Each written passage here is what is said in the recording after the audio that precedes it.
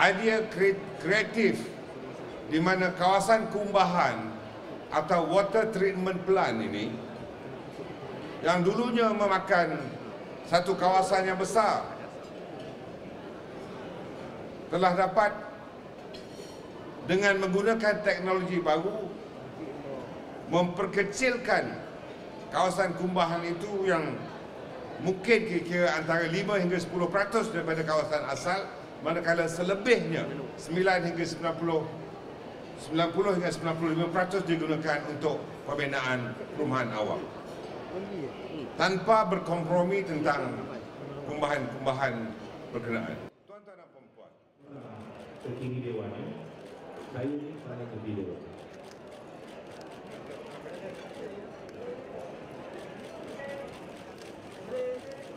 Tengok sini,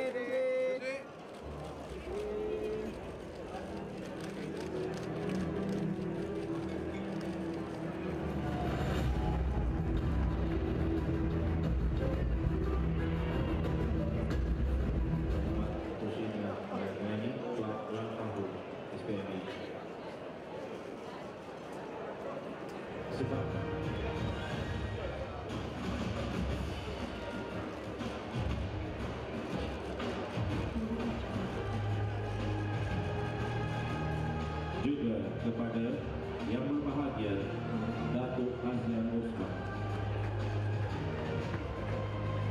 Terima kasih diucapkan. Hadirin yang berada di atas pentas kita ini adalah